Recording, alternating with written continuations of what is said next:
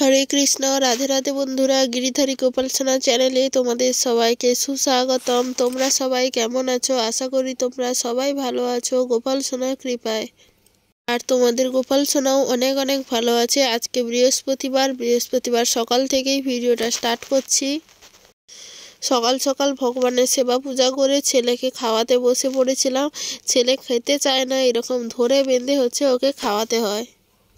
ছেলেরও শরীর ভালো নেই আর আমারও শরীর ভালো নেই। এখন এডিট করছি, দুদিন পরে এডিট করার সময়ও এডিট করতে পারছি না। ভয়েস করার সময় খুব অসুবিধা হচ্ছে, একটু ভয়েস দিচ্ছি আর একটু থামছি। অনবরত হাঁচি হয়ে যাচ্ছে, অনবরত মানে মিনিটে মনে হয় 10-15টা মতো হাঁচি হচ্ছে, এমন আর কি। মানে কি হয়েছে ভগবান জানে, প্রচুর হাঁচি হচ্ছে। সে বা যাই হোক, এইবারে একটু হাঁচিটা কমলো মনে হয়, আর হচ্ছে না। আর সেদিন বৃহস্পতিবার ছিল, হাজব্যান্ড বাইরে কাজের জন্য চলে যাবে বলছিল। আনজি বলেছিল যে 10টা 10:30টার দিকে যাবে। তার আগের দিন যেহেতু একাদশী ছিল আর সেদিন ছিল দ্বাদশী, আমি ভাবলাম কালকে তো এমনিতেই কেউ ভাত খায়নি, তা ভাত না হলে তো চলবে না। তাই সকাল সকাল ভাবলাম, ওকে বলেছিলাম যে তুমি যখন 10:30টায় যাবে তখন আমি রান্না করি, ভাত রান্না করে ফেলি, তখন তুমি খেয়েই যাবে। ও চলে যাবে বলে অনেক কিছু রান্না করছিলাম, আজকে একটু ভাজাভুজি আরও করছিলাম। তারপরে ফোন এলো যে 10:30টায় যাবে না, 12টায় যাবে। আমি যে ঠিক আছে, সকালবেলা দুটো জলখাবার খেয়ে নেবে, তারপরে না হলে আবার তখন খেয়ে না হলে অল্প করে খেয়ে যাবে। তারপরে তো আর সেদিন আর যাওয়াই হয়নি, কারণ আবার ফোন করলো আরও একজন যাবে, সে আজকে যেতে পারবে না, কালকে তখন যাবে। যাই হোক, রান্না বান্না হয়েছে যখন খেয়ে নিতে তো হবে। যাই হোক, কী রান্না করলাম, প্রথমে আমি কুমড়ো ফুল মানে চপ করেছি, কুমড়ো ফুলের চপ। তারপরে পটল ভাজা করেছিলাম, বেগুন ভাজা করেছিলাম, তরি পোস্ত করেছিলাম। এখানে গয়না বড়ি আর এমনি তরকারি যে বড়ি হয় সেইগুলো অল্প করে ভেজে দিয়েছি।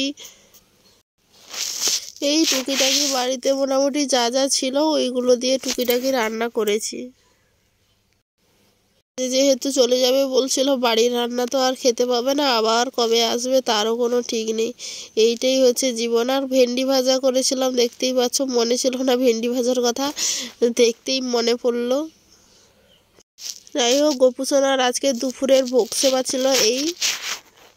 যাই হোক, সেদিন তো দ্বাদশী ছিল, সেদিন এইটুকুই ভিডিওর ক্লিপ তুলে রেখেছিলাম, আর কোনো ভিডিও করা হয়নি। আর সেই দিন রাতের বেলা হয়েছে প্রচুর ঝড়, সকালবেলা ঘরের অবস্থাটা শুধু দেখতে পাচ্ছ। আমাদের ঘরে এই একটাই সমস্যা, এই কালবৈশাখীর ঝড়ের দিন হলে প্রত্যেক দিন ঘর বাড়ি এইরকম নোংরা হবে, যত পাতা নোংরা যাই যা আছে সব ঘরের ভিতরে ঢুকে যাবে প্রতিদিন। কালবৈশাখীর ঝড় তো এখন 2 দিন অন্তর, কবে আজকেও হয়েছে কালকেও হয়েছে, আজকে গোটা বাড়ি পরিষ্কার করে নেবে ঝাঁটিয়ে ঝুটিয়ে, কাল দেখবে আবার যেইকে সেই অবস্থা। এই দিনে বাড়ির খুব কষ্ট।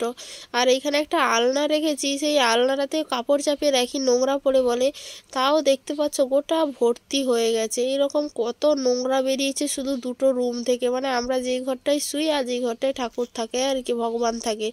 আমাদের ঘরগুলো তো খুবই ছোট ছোট, তেমন হাঁটা চলার জায়গা নেই ঘরে জিনিসপত্র রাখার পরে, তাও কত পাতা বেরিয়েছে শুধু দেখো। এইরকম সব সময় হয়, এই কালবৈশাখীর দিনে এই সমস্যা, আর বর্ষা হলে ঘরে জল উঠে যায়। এই দুবেলা এই সময় খুব কষ্ট।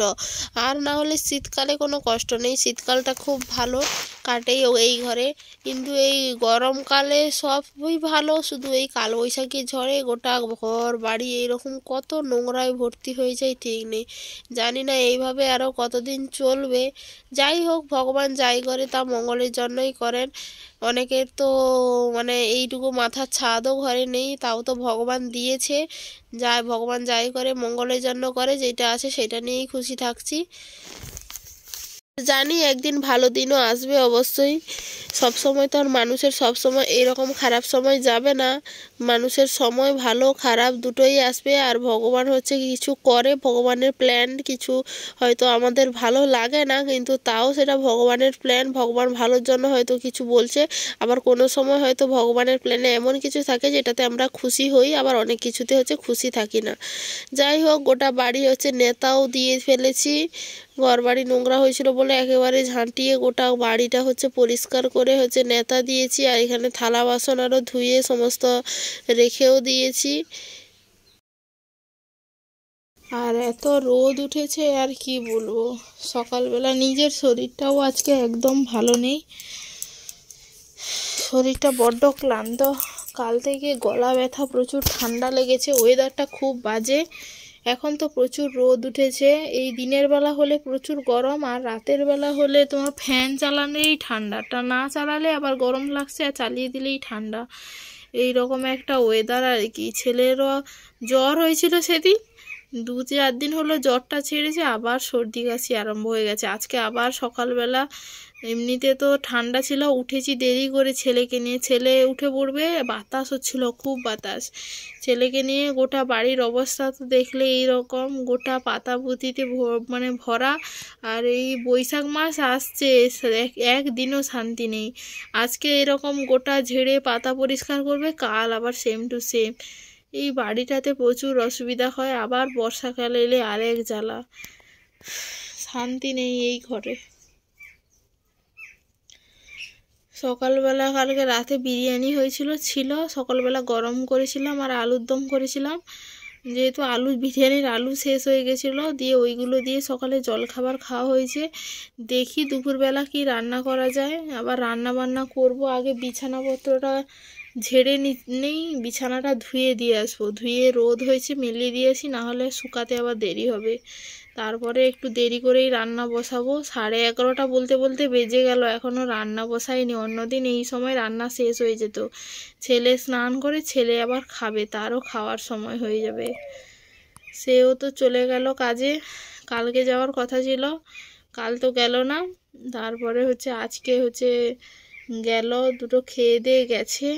এই রোদে কি করে যে কাজ করবে কে জানে। তাও নিজেও ওষুধ নিয়ে এসেছি ডাক্তারের কাছ থেকে, না হলে হবে না। এই ছেলে নিয়ে শরীর অসুবিধা হলে, ছেলে তো শুয়ে থাকার লোক নয়, নিজের শরীর অসুবিধা হলে ছেলেকেই সামলাতে পারবো না। তাই 2 মাত্রা ওষুধ নিয়ে এসেছি, না খেলে হবে না। ডাক্তারখানায় গিয়ে তো মাথা ঘুরিয়ে দিয়েছে, ওইখানে একদম উঠতে পারছিলাম না, এমন অবস্থা। ওইখানেই আবার ওষুধগুলো সব খেয়েছি নিয়ে ডাক্তারের কাছে। শরীরটা একদম ভালো যাচ্ছে না, ওয়েদার খুব বাজে গো। বেশি কিছু রান্না করব না, ডাল আলু ভাতে ভাবছি করব, কি করা যায় দেখি। আগে বেডশিটটা ধুয়ে দিয়ে আসি, এইমাত্র তো থালা বাসন ধুয়ে দিয়ে এলাম। শরীর না ভালো থাকলে কোনো কাজ করতেও ইচ্ছা করে না, সব কাজই হয় দেরি করে করে, ভালো লাগে না। আবার এই সব বিছানাপত্রে অনেক জিনিস লাদা আছে, ড্রেসিং টেবিলটা একটু পরিষ্কার করব, নোংরা পড়েছিল, ভেবেছি জিনিসগুলো নাড়ানাড়ি করছিলাম, ভাবছি একবার পুছে নেব ড্রেসিং টেবিলটাকেও। অনেক কাজ আছে আজকে, ঘরটা গুছাবো, তারপরে যা হয় হবে, দেখা যাক কি কি করা যায়। যাই হোক, ড্রেসিং টেবিলগুলো তো পরিষ্কার করে ফেলেছিলাম, মানে যে নোংরাটা পড়েছিল সেইটা পরিষ্কার করেছিলাম, জিনিসগুলো আর মানে গোছানো হয়নি। ওইগুলো জল কাপড় দিয়ে আয়না টায়নাগুলো একটু পুছিয়ে, সমস্ত কসমেটিক্সের জিনিসগুলো গুছিয়ে দিয়ে, তারপরে পুছে টুছে গুছিয়ে দিয়ে এসছি, বসে পড়েছিলাম। তারপরে পিঁচ তুলতে, মানে এগুলো নারকেল পাতা, শুকনো নারকেল পাতা আর কি, পিঁচগুলো তুলছে, যে পিঁচগুলো দিয়ে আসলে ঝাঁটা তৈরি হয়। আর পাশে ছেলেও ঘুমোচ্ছিল বাইরে, তাই বসিনি, ভিতরে বসলে দুটো কাজ একসাথেই হবে, পিঁচটাও তুলতে পারবো আর ছেলেটার দোলনাটাও দুলিয়ে রাখতে পারবো। না হলে বারবার যেতে আসতে, এখান থেকে ওখান অবধি ছুটতে প্রচুর কষ্ট, এদিকে প্রচুর গরম। সে বা যাই হোক, তো তাড়াতাড়ি তুলতে পারি না, আমার তুলতে অনেকটা দেরি হয়। মা খুব তাড়াতাড়ি তুলে, মানে আমি যেই টাইমে এই কটা তুলেছি, সে ডবলের ডবল হয়তো তুলে দেবে। মায়ের অনেক অভ্যেস আছে, আমি তো করি না, মাই করে। আজকে ভাবছিলাম দুটো বসি করব, নাহলে মাই বেশি করে। আমার করতে অনেকটা সময় লাগে, তো তাই আর এইসব করি না। তারপরে বিছানাপত্রও শুকনো হয়ে গেছে, সব ধুয়ে যেহেতু দিয়েছিলাম, এই এসে এখন বিছানাপত্রটা একটু সাজিয়ে নেব। ছেলেও উঠে পড়েছে, কান্নাকাটি করছে। বলছি হোক, দাঁড়া, বিছানাপত্রটা একটু ভালো করে করি। সারাদিন যাই করি না কেন, বিছানাটা ভালো থাকলে এসে একটু শান্তিতে ঘুমোনো যায়। আর বিছানা যদি ঠিক না থাকে, ঘুমোতেও ইচ্ছে করে না, আর কিছু ইচ্ছে করে না। যাই হোক, বিছানা প্রথম করলে তখনই ভালো লাগে। আমার ছেলে শুধু এদিক ওদিক যাচ্ছে আর কান্নাকাটি করছে উপরে উঠবে বলে। কোনো রকমভাবে তাড়াতাড়িভাবে করতে পারলেই রক্ষা। দেখতেই পাচ্ছ ও আমার পিছন পিছন আসছে, আমাকে ছাড়ছেই না। আমার ঘুম থেকে উঠেছে তো তাই একটু বেশি একটু জেদ করছে।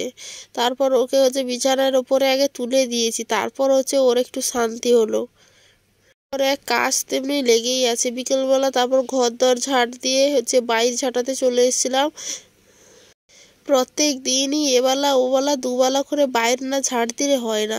চারিদিকে গাছ প্রচুর পাতা পড়ে, নোংরা পড়ে, মানে নোংরার কোনো ঠিক নেই। যায় যে তাও এই ঘরের সামনে এই বাড়িটা যেহেতু ছোট তাও ঠিক আছে, আর পিছন ধারটা প্রতিদিন করা হয় না, মাঝে মধ্যে করা হয়, কারণ ওইটা অনেক বড় বাইর আর ওইখানে প্রচুর পাতা পড়ে।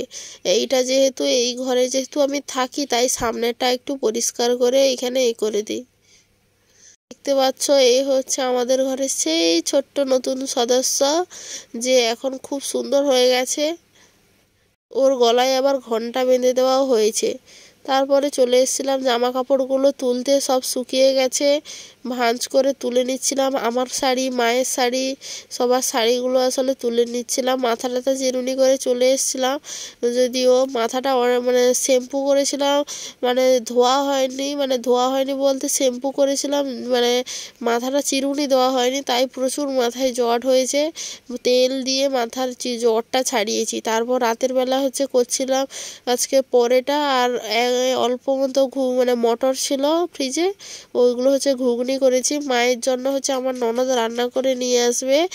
আমি ভাবছি তাহলে আর একা একা কী করবো, ভাবলাম আজকে দুটো তাহলে পরোটা করে ফেলি, আর অল্প মটর ছিল ভেজানো, সেইগুলো দিয়ে ঘুগনি করেছি। আজকের রাতের হচ্ছে প্রসাদ হচ্ছে এই লুচি আর ঘুগনি প্রসাদ, আর কিছু করব না। যাই হোক, আজকের ভিডিওটাও আর বেশি বড় করব না। যদি ভিডিওটা ভালো লাগে অবশ্যই কিন্তু লাইক কমেন্ট শেয়ার করতে একদম ভুলো না। আর আমাদের চ্যানেলে যদি তোমরা নতুন হয়ে থাকো অবশ্যই পাশে থাকা সাবস্ক্রাইব বাটনটি অন করে পাশে থাকো এবং সঙ্গে থাকো। দেখা হচ্ছে পরের ভিডিও।